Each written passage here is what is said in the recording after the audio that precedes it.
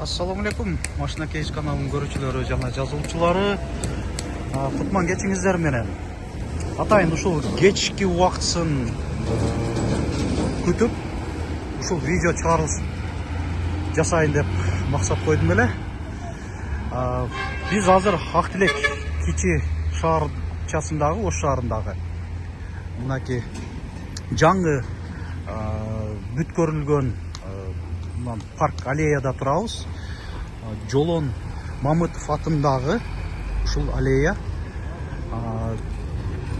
2 жыл мурда ушундай ачылышы болуп өттү. Жолон Мамытов Залкар жазуучубуздун айкели турат.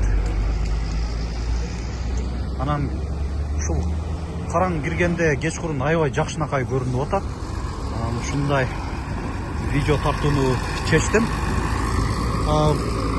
Бул жерде мына байкаганыңыздарда ушундай LED экрандар коюлган, мындай скамейкалар жана гүлдөрдөн клумбалар коюлуп, өстүрүлүп.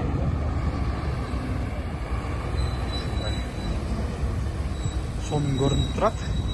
Анан бул аллея парк дагы деле толук аягына чыга элек.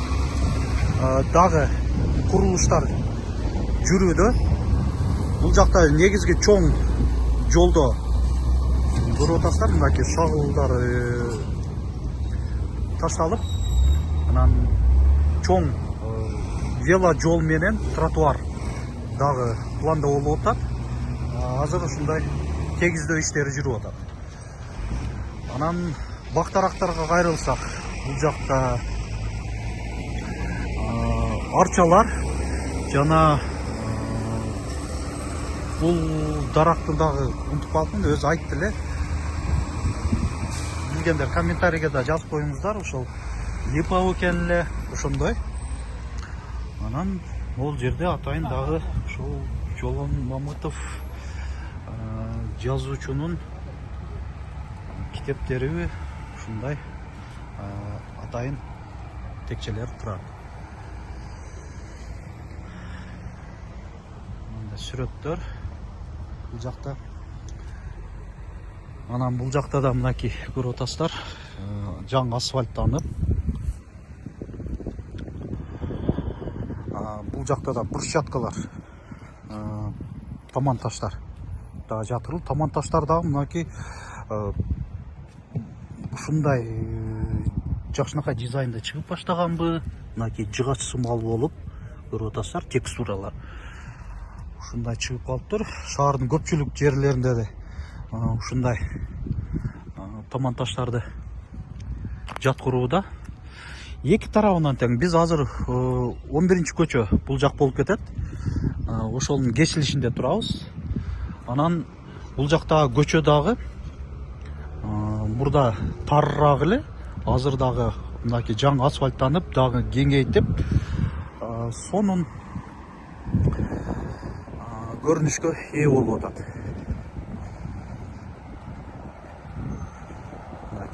Азыр түнкү десек деле болот. 1:30 болуп калды айтмакчы. Бул жерде аккайыңдарды отургузуп, анан ушул кечкисин аябай жакшынакай көрүнөт экен. Ошончон атайын кечкурун убакытты күтүп ушундай тартуудабыз. 11:30 деле мына көрүп атасыздар, адамдар дагы сейилдеп басып жүрүүдө.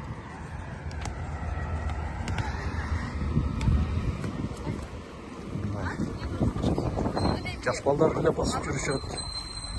Анан ушул 11-көчө менен бул жак 10-көчө асфальтка даярдоо иштери жүрүп атат. Бул жакта ошол 10-көчө лотоктор коюлуп бүтүптүр.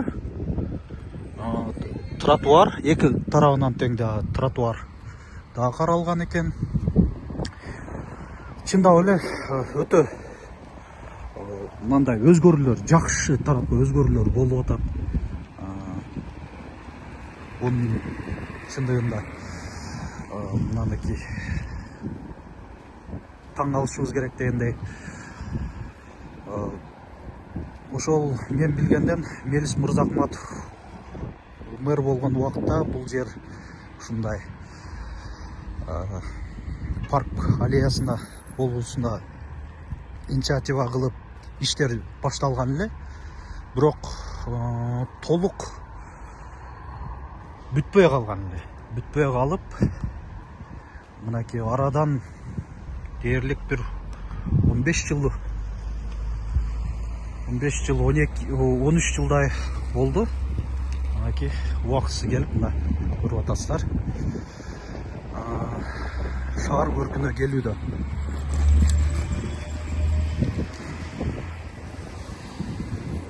Бул аллеянын узундугу деле бир калп айтпасам 1 километрдей болуп калат. Анан ар бир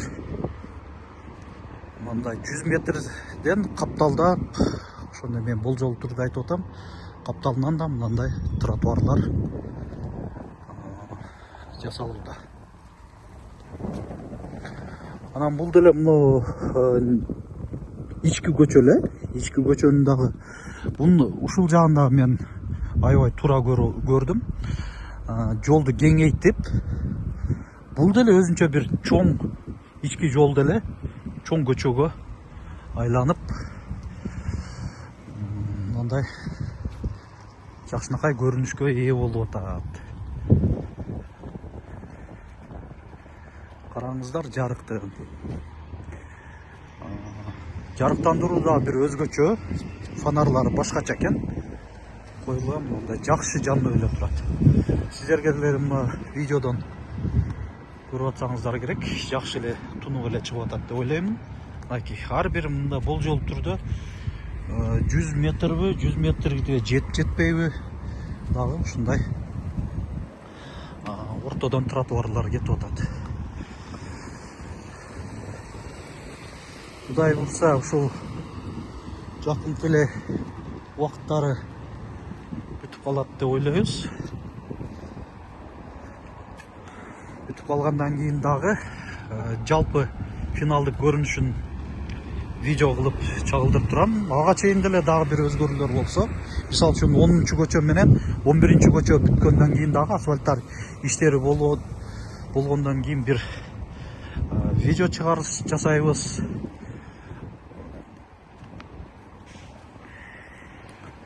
Эми чындап эле өзгөрүүлөр жакшы тарапка болуп атат.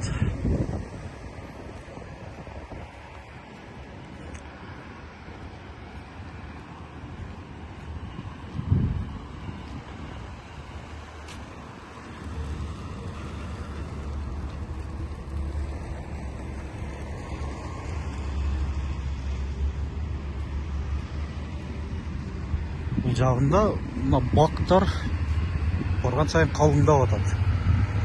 Калыңдап.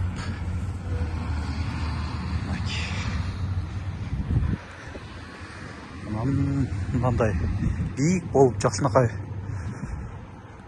өсүптүр.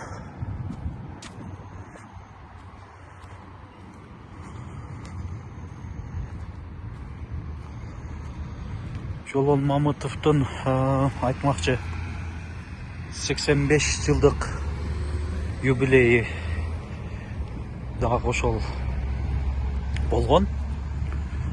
Ошого карата да ушул парктарда ошондой ачылуу ажеми дагы болду.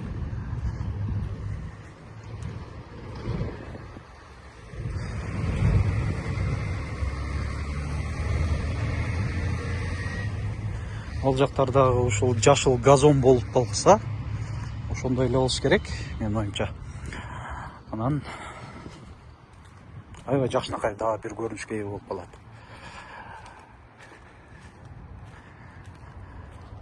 Эмнедей ушул жасап жаткан инсандарга, ушундай жакшы өзгөрүүлөргө кол кагыш болуп аткан инсандарга ыраазычылык билдиребиз. Дайыма шаарыбыз мындай заманбап көрүнүшкө ээ боло берсин. алдыңкы жакшынакай мындай заманбап болгон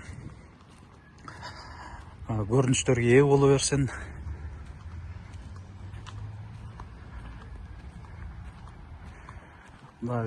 Аллеянын батыш тараптагы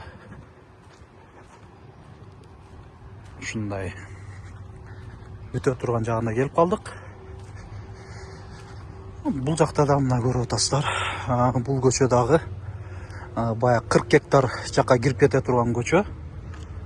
Бул жакта да ушундай лоток коюу иштери жүрүп жатат.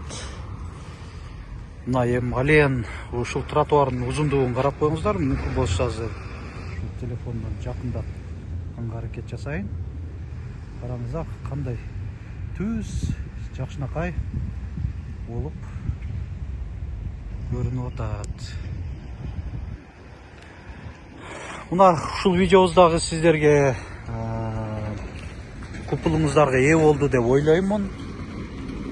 Мага да аябай чындыгында жакты. Ушундай иштер болуп аткандыгы. Ар бир видеобузду көрүп атканда эми лайк басып, комментарий жазып коюуну унутпаңыздар. Комментарийде ушундай өзүңүздөрдүн оюңуздарды, сунушуңуздарды, пикирлериңиздерди жазып калтырсаңыздар болот. Сөздөрүңүздөр жок болсо, кайсыл шаардан көрүп атасыздар, сиздерде аба ырайы кандай болуп атат, ошону деле жазып койсоңуздар болот. Азыр айтмакчы, аба ырайы салкындап калды. 2-3 күндөн бери жаан жаап. Бир азыр түнкү температура 15 градустай болуп жатат. Машина Кейжи каналына жазылып электер, подписаться баскычын басып жазылып коюуну унутпаңыз.